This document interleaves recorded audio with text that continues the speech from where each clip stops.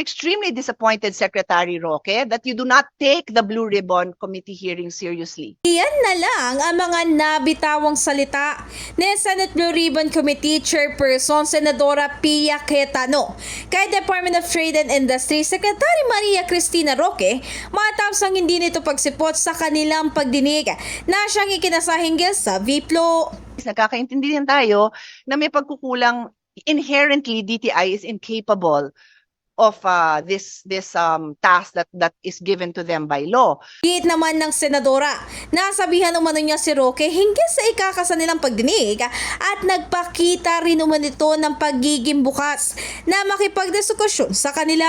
Kasunod nito, hindi umano niya inakala na hindi dadalo si Roque sa pagdinig para pag-usapan ng public health ng mga Pilipino. Samantala, tiniyak na senadora sa naging pagdinig na align ang mga programa ng ilang ahensya ng gobyerno. Ito nga ay sa kanilang vision para sa bansa. In the heart of changing lives, ito si Brigada Ann Cortaz ng 105.1 Brigada News sa FM Manila, The Music News Authority.